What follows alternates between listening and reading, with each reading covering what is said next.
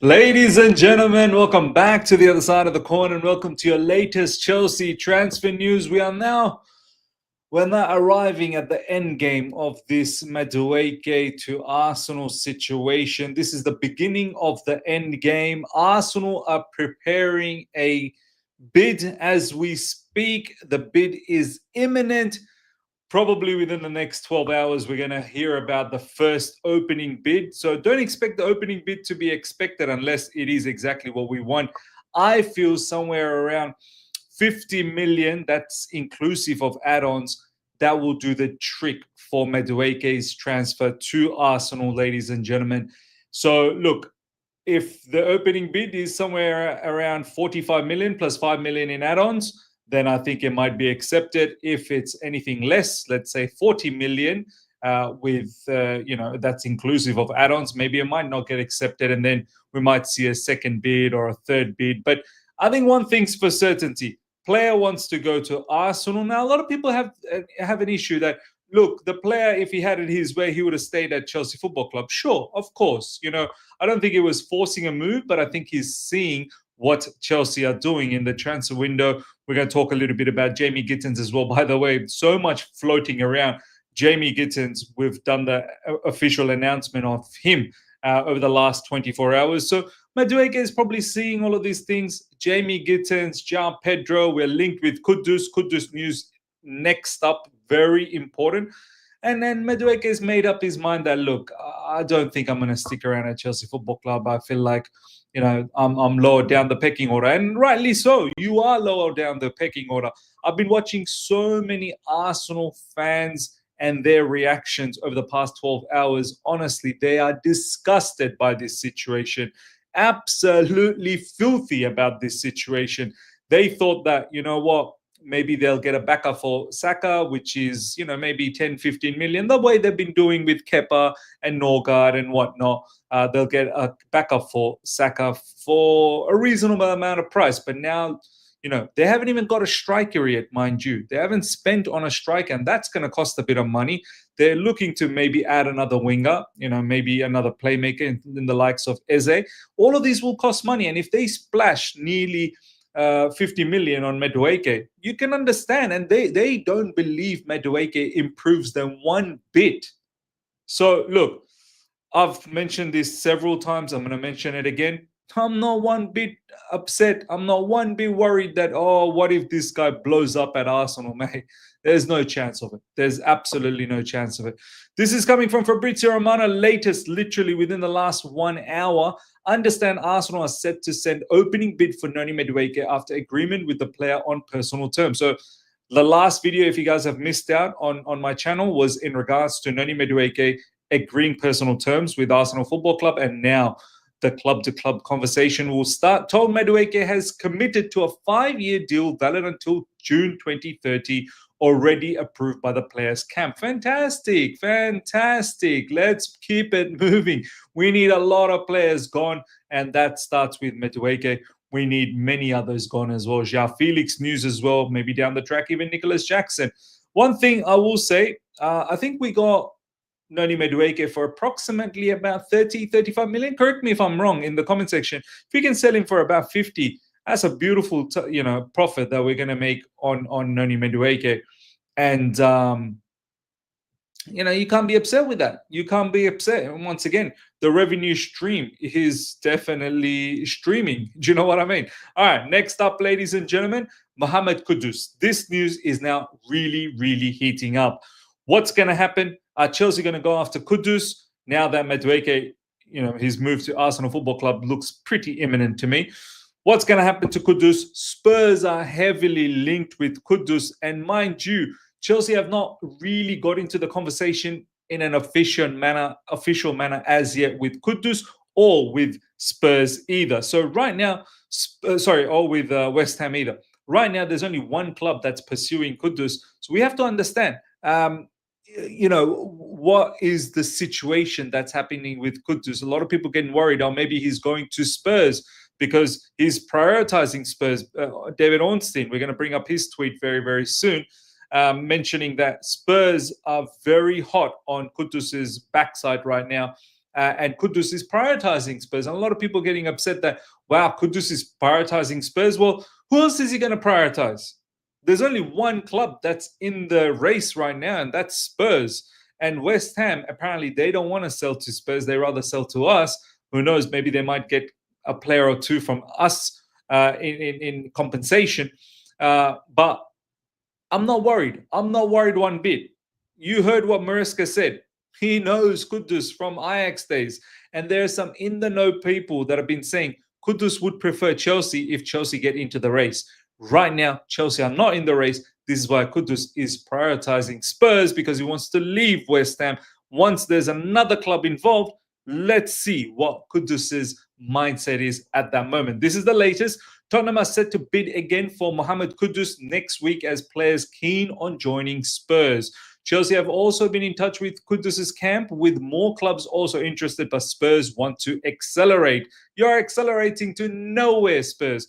Thomas Frank already approved Kudus as key target. Oh, that's great to know. That's very, very great to know. Well, this is David Ornstein, ladies and gentlemen, late yesterday, UK time. Spurs have 50 million bid turned down for Kudus. Kudus prioritizing Spurs if he leaves. Kudus has remained on Chelsea's radar after stalling on completing a deal to bring him to Stamford Bridge from Ajax in 2023. Now, look, there could be some ill feelings. He might have wanted to join Chelsea back in 2023. It never happened, and he doesn't want to deal with Chelsea anymore. There could be. I don't know. But I feel like if we get into the conversations again, Enzo Maresca has a conversation with Kudus, maybe we can change his mind. 50 million is not going to do the trick, and that's fine. Kudus is better than 50 million, but I think somewhere around 60 million will definitely get the job done, and that is probably par price for Kudus. Kudus would be a sensational acquisition for Chelsea. I think he can play in this half spaces, different system that we're playing with under Enzo Maresca right now. Those number 10s in between the lines. He could play up front as the way João Pedro is doing. He can play as a number 10. He can play out wide if need be. Kudus, just like João Pedro, very, very versatile across anywhere in the front positions, and he can play multiple roles. So let's watch this space as well. I don't think so, man. If Kudus got the opportunity where Chelsea are in the conversations as well officially, I would highly doubt that he would prefer Spurs. Highly. And look, ultimately, I would love this player, but if it doesn't happen, I'm not going to be upset. I think it's far more important to get rid of a lot of our players now. Let's get rid of Madueke. Let's get rid of a whole heap of other players. And then if Kudus happens, fantastic. I'm over the moon. If it doesn't, I'm sure we're going to be in the market for someone down the track. And let's see, Rodrigo's name is getting floated around. We'll see if that if that actually materializes. The one thing I would hate is, please, no Garnacho. Whatever you do, please do not get me Garnacho. So let's see what happens with the Kudus news down the track. West Ham, this is coming from The Guardian. West Ham expecting Chelsea to come in for Kudus. West Ham would be prepared to deal with Chelsea, but don't want to sell to Tottenham. There you go. So player needs to understand if club to club they can't start a conversation, then player has to make a decision one way or another, and eventually have to deal with Chelsea. Next up, ladies and gentlemen, some João Felix news. Latest coming up. João Felix opens doors to Benfica return, seeing Bruno Lage, the coach who I know and was important for my career, earns points in my decision over future, and I see with good eyes returning to Benfica. And it is maybe where I am most inclined. Look, João Felix, it's a sorry situation. It's a sorry career so far. He's gone to so many different clubs. It's not worked out. The one club that has brought him to the limelight is Benfica. And maybe it's time to go back to Benfica, go back to your roots and see if you can perform there. Benfica are a very, important club in European, stature. They were in the Club World Cup. In fact, we've beaten them. But they generally are there in European stages, in the Champions League and so on and so forth. And this might not be a very bad idea for João Felix. It's not going to work out at Chelsea Football Club. That situation is over. It's just sad that, this is why last summer there was a lot of business that didn't make sense to me. some fine names, but it did not make sense to me. I was like, oh, what, why? I mean, okay, fine, good player, decent player, but why? It just doesn't make sense. Unnecessary signings, many of them. So we needed to rectify that, and João Felix needs to move on from Chelsea Football Club. That case is closed.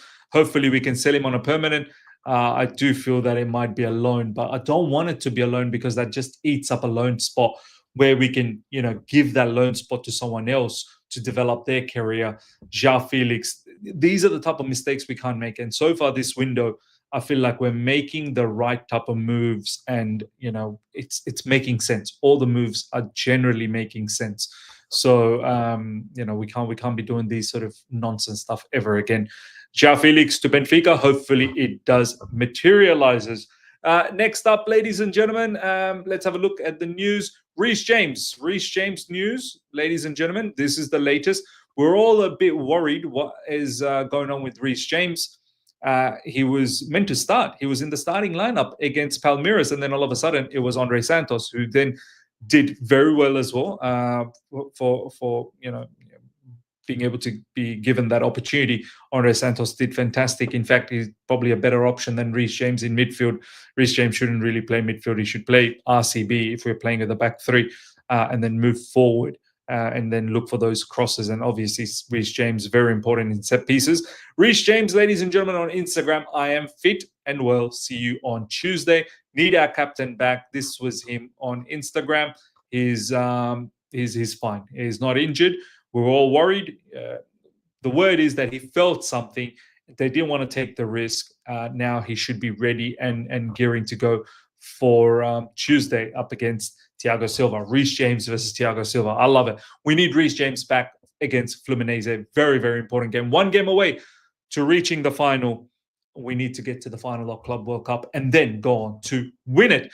But good news, Reece James is fine, ladies and gentlemen. Next up, Nicholas Jackson's future uncertain still, with Premier League and Saudi clubs showing interest. I think this is going to happen. João Pedro Dilap is not going to be available against Fluminense. He's picked up 2 yellow cards. João Pedro undoubtedly will start up front. I've got no doubts about this. The 30 minutes odd that he showed against Palmeiras, yeah, you can tell he understands this system for Maresca, and he's ready to rock and roll. And this is why he was thrown into the mix. I'm pretty sure he'll start. I don't think it's going to be Nicholas Jackson, and that means Nicholas Jackson's future. If you can't even start when Dilap's not there and João Pedro Newboy has taken your spot, yeah, it's now looking long for Jackson. And this is the right time. If you want to get rid of Madueke, Jackson, this is the right time. You're going to fetch the most amount of money. Other Premier League clubs, no problems. Once again, I say the same thing that I've said for Noni Madueke. We've seen enough of Jackson. I think Jackson's got a lot of good quality, don't get me wrong, but I don't think he can ever be a top striker. So this is probably the best time to get rid of both Madueke and Nicholas Jackson and fetch as much as money as we can. Premier League and Saudi clubs on the prowl, which is fantastic. Last but not least, ladies and gentlemen, get in. Jamie Gittins, this has been made official, and the announcement was yesterday. We didn't get to cover all of this because there was just so many news floating about, but Jamie Gittins is now a Chelsea player, official Chelsea player. He's obviously not going to be able to feature in Club World Cup because he's already represented Dortmund in the Club World Cup, so he's not going to be able to do play for Chelsea, but he will definitely be there ready to rock and roll for us next season in the Premier League and in the Champions League. We just have to give him a chance, man. It's not the kind of move I would have made, but we've said all of that. Now he's a Chelsea player. We'll hope that he does well and he blows up, absolutely blows up to be a monster player for us, ladies and gentlemen. Let me know your thoughts about everything we spoke about, ladies and gentlemen. Smash up the like button if you're here for the first time. Subscribe, hit the bell notification to stay in touch with all my content. Till next time, take care. See ya.